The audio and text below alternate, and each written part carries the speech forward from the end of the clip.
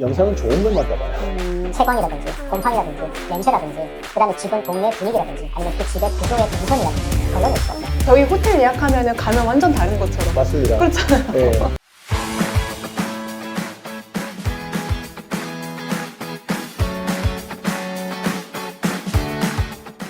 안녕하세요. 캐놀TV의 리사 원장입니다. 네, 오늘 저기 토론토에서 정말 귀한 손님이 오셨는데요. 저희 캐노의 온타리오주 정착 서비스를 담당하고 계시는 이대진 대표님을 모셨습니다. 원장님께서 말씀해 주신 것처럼 토론토에서 날아왔고요. 온타리오에서 유일하게 이제 전 도시 지역을 대상으로 해서 정착 서비스를 전문으로 제공하고 있는 업체를 맡고 있습니다. 저번에 토론토 제가 네네. 갔을 때 한번 촬영을 했잖아요. 네. 네, 그때 좀 알아보신 분들 계시죠? 그때 이후로 정말 효과가 너무 좋았던 건지 손님들도 저를 이제 알아보신 분도 계셨고요. 네. 그 다음에 연락 왔을 때 이분 아니냐. 네, 저도 놀라고 있습니다. 네. 그래서 효과가 너무 좋았어요. 오늘 두 번째 촬영이신데 굉장히 좀 편한 느낌입니다. 오늘 이렇게 차 마시면서. 예, 네, 그런 좀- 분위기로. 네, 아마추어지만 네. 열심히 한번 해보겠습니다. 네. 오늘은 캐놀TV 구독자분들에게 그 온타리오주에서 만약에 정착을 하게 된다면 꼭 알아야 돼. 그런 포인트 되는 얘기들을 한번 전해드릴까 합니다. 한번 시작해 보시죠. 캐나다에서 정착을 한다면 사실 이 우리나라 문화하고 캐나다 문화가 좀 다르잖아요. 네네네. 네, 그런 다른 부분을 조금 이해를 못 하시는 경우들이 굉장히 많더라고요. 현지 오면 그냥 한국식 마인드로 네네. 다 해결이 될 거다라는 네네. 생각. 완전 한국과 다른 셋업이 되어 있는 그런 지역을 가다 보니까 그냥 싱글 혼자 간다고 하면 내가 그냥 부닥치면 되는데 그쵸. 뭐 아내와 아니면 남편과 아니면 아이들을 데리고 가는 네네네. 입장에서 뭐 가장이나 부모님 입장에서는 또 다른 이제 수많은 부분들을 고려를 함께 하셔야 되기 맞아. 때문에 네. 그게 더 어려운 챌린지가 되는 거예요. 뭐 여러 가지 이제 저희가 도움을 드리는 항목 중에서 학교다 그러면 학교 등록이다가 아니라 학교 등록을 하고 나면은 부모님 입장에서 그다음에 아이의 입장에서 현지 생활을 해야 되기 때문에 네. 거기에 필요한 부분들에 대한 부분들을 내가 경험해보지 않기 때문에 모르거든요. 그렇기 때문에 현지에서 학교 생활을 하고 현지에서 살고 있는 사람들의 입장에서 그런 어드바이스를 듣지 않게 되면은 내가 학교를 등록한 게 다가 아니라 생활하는 데 불편함이 올 수밖에 없습니다. 이제 비단 이런 단편적인 부분을 떠나서라도 도시락을 쓰는 방법, 뭘 많이 먹고 그다음 학교 방과후는 뭘 하고 선생님과의 커뮤니케이션을 어떻게 하며 이런 다양한 부분들에 대한 부분들이 정말 생소할 수밖에 없는 부분들이 부닥치게 되죠. 네. 아니, 내가 인터뷰를 내겠다는데 1년치를 네. 왜 집주인에게 내 재정 능력을 보여줘야 되냐. 네, 집주인 입장에서 봤을 때 제일 중요한 게 월세를 따박따박 잘 낼 수 있는 그쵸. 믿을 만한 사람이었냐. 그쵸. 우리 집을 깨끗하게 쓰고 깨끗하게 해놓고 다음 사람을 다음 받을 수 사람. 있도록 그쵸. 해줄 수 있는 그래. 믿을 만한 사람을 이제 요구하는 게 일반적인 네. 요구사항이거든요. 그러다 보니까 이제 이런 재정 증명에 대한 부분들이 특별히 중요하고 그 사람이 어떤 백그라운드에서 일을 했고 캐나다에 왔을 때 뭘 할 건지에 대한 부분 궁금증이 자연스럽게 생기게 됩니다. 그쵸. 인터뷰도 네네. 많이들 하죠. 네, 집주인하고. 많이, 네, 많이 합니다. 네.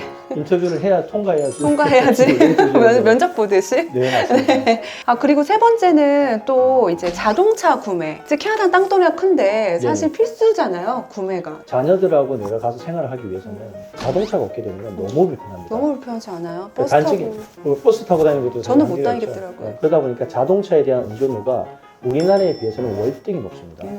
그리고 그 다음은 웹사이트에 다 많이 올라와 있긴 하지만 네네. 이 매물이 올라온 내용만 갖고 네. 왜 되질 않느냐. 새로운 곳에 이사를 가서 내가 정착을 하게 되면 제일 중요한 게 집이거든요. 집이죠. 수많은 웹사이트들이 있어요. 검색을 그쵸. 해서. 근데 그 문제점이 뭐냐면 일단은 사진이 현실과는 좀 다릅니다. 음. 사진은 또 뭐 포샵 처리도 하고 네. 아무래도 뭔가를 좀 하겠죠. 맞아요. 저희 호텔 예약하면 가면 완전 다른 것처럼. 맞습니다. 그렇잖아요. 네. 또 다른 게 내가 이제 집을 구할 때는 예를 들어서 영상은 좋은 것만 떠봐요.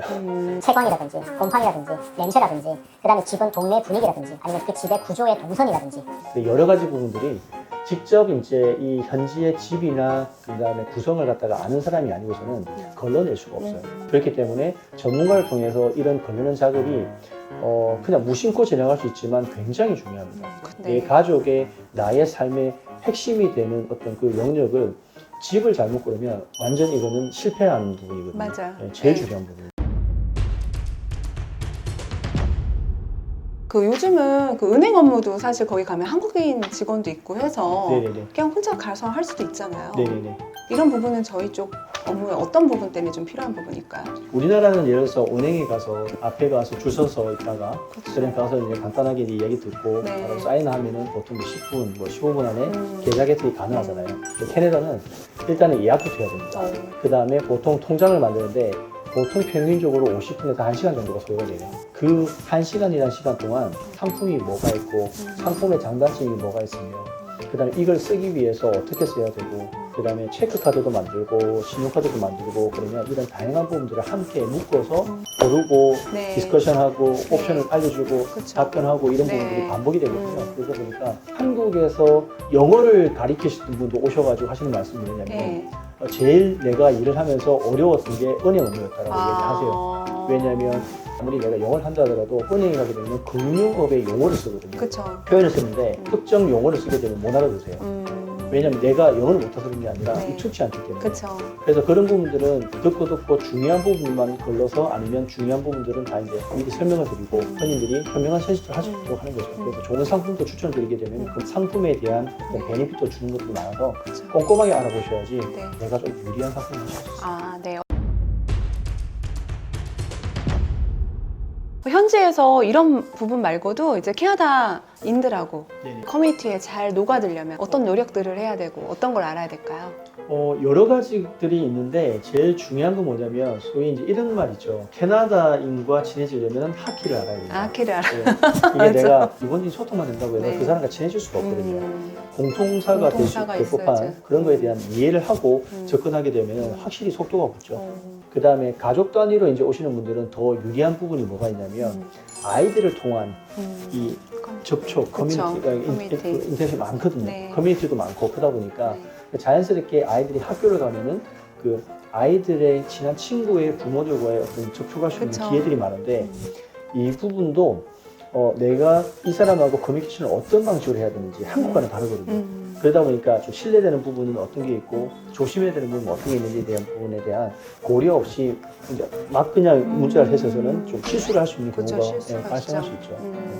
이제 영화도 많이 보고 TV도 많이 보고 그런 것들도 너무 좋지만 아무래도 현지에서 이제 사는 사람을 통해서 어드바이스 받는 게 제일 깔끔하죠. 깔끔하고 네. 한국인으로서 이제 오래 사신 분이 사실은 제일 내가 이해하기도 쉽고 그렇죠. 알아듣기 쉽고 해주시니까 그런 부분들이 있을 것 같아요. 자녀 모상을 가던 부모 동반 가시는 케이스, 이 가족분들 케이스가 굉장히 많은데 네.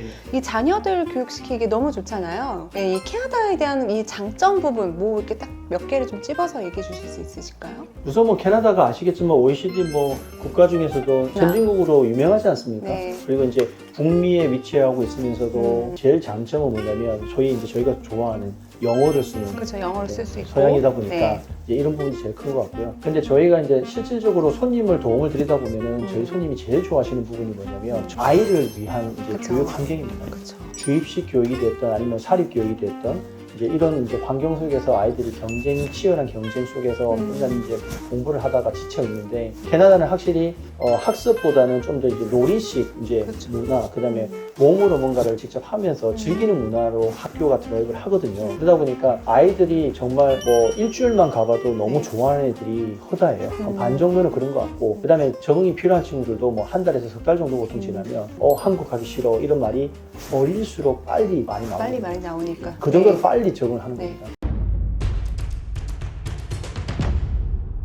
유상으로 가는 경우는 여기서 학교 등록을 다 하고 가지만 자녀 무상인 경우는 이제 집 주소에 맞춰서 학교 등록을 합니다. 그렇죠? 네네네. 그러면 내가 원하는 학교가 딱 지정을 이렇게 딱 해놓으세요. 네네네. 그래서 이 학교를 내가 들어갈 수 있느냐? 그럼 만약에 TO가 없으면 어떻게 하느냐? 네네.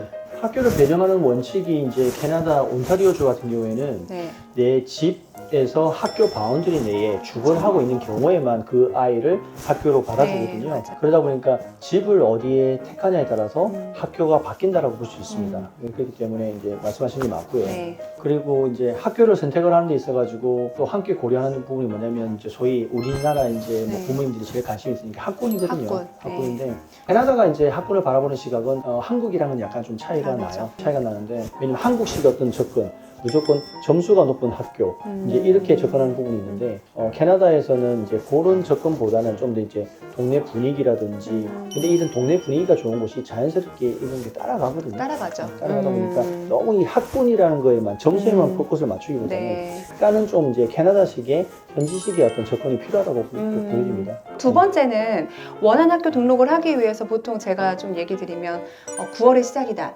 그러면 2주 전. 네, 이제 학교 등록을 좀 할 수 있고 집계약은 한 달 전에 하기 때문에 8월 초 아니면 7월 초 이렇게 많이 나가거든요. 네네네. 보통 뭐 평균적으로 그렇게도 많이 바라보시는 게 네. 있고요. 근데 이게 시즌에 따라서도 약간 차이가 있어요. 예를 들어서 여름철 시즌에 오시게 되면은 예를 들어 캐나다는 여름 날씨가 너무 좋거든요. 그렇죠. 쾌적하고 건조하기도 하고 그다음에 뭐 선선하기도 하고요. 그러다 보니까 여름철에 오시는 분들은 부모님 입장에서 내가 대학을 가고 네. 자녀가 학교를 가게 되면은 네. 이제 적응하느라고 정신이 없으세요. 아, 그렇죠. 한동안. 네. 그러다 보니까 미리 여유 있게 오셔서 집에 이제 기본적인 살림을 준비해 놓으시고 모든 준비를 마쳐 놓으시고 그다음에 또 기회가 되시면 날씨 좋을 때 가족분들하고 여행을 가시는 분도 많으세요. 좋은 시즌에 또 그런 좋은 기회에 예, 그렇게 이제 여행을 하시는 분도 많으세요. 네, 네. 그리고 학교 등록할 때는 사실 이제 필요한 서류들은 저희 전차 서비스 이용하시면 다 안내를 해주시죠. 네, 네. 이제 항목별로 거의 뭐 가족 단위로 오셨을 때 자녀는 어떤 서류, 가족은 어떤 서류, 네. 그다음에 학교 가시는 이제 부모님 본인은 어떤 서류 뭐 이런 부분들은 네. 저희가 다 상세히 가이드 나가기 때문에 네. 일상생활 하시고 직장생활 하시면서도 출국 한 2, 3주 전까지도 일하시는 분들 많으세요. 그렇죠. 그럼 저희가 이제 시점이 되게 되면은 고객님 이런 부분들을 이제 준비하셔야 되기 때문에 이런 것들을 이제 확인 부탁드리겠습니다. 또 뭐 추가적인 설명이 필요하면 뭐 비디오 콜이 됐던 전화 통화가 됐던 문자가 네. 됐던 그런 가이드를 드리고 그대로 이제 따라오고 오시게 네, 되면 네, 순수하게 이런 정책이 네. 진행된다고 보시면 됩니다. 네. 오늘 네. 촬영 어떠셨어요? 많은 분들을 도움드리고 경험 이제 몸으로 일을 네. 하다가 이렇게 또 이런 좋은 기회에 카메라 앞에 앉아서 이렇게 뭐 이야기를 이제 드리다 보니까 네. 좀 뭐 많은 생각들이 스쳐 지나가기도 하고요. 그래요? 많은 생각이요? 예, 아, 네. 지나가고 하고 네. 그리고 또 이런 이제 기회 통해서 캐나다로 이제 앞으로 오시게 될 분들에게 좀 더 세세한 뭐 어떤 더 많은 이야기를 하고 싶은 말이 더 많지만 네. 오늘은 이렇게라도 해서 많은 좀 도움이 되면 네. 좋겠다는 생각을 하게 되네요. 네. 네. 구독자분들이 이제 아마도 캐나다 현지에서에 대한 이해가 어느 정도가 좀 도움이 많이 되셨지 않을까 싶습니다. 시청해주셔서 감사합니다. 구독, 구독. 좋아요, 알림 설정 부탁드려요. 부탁드립니다. 안녕.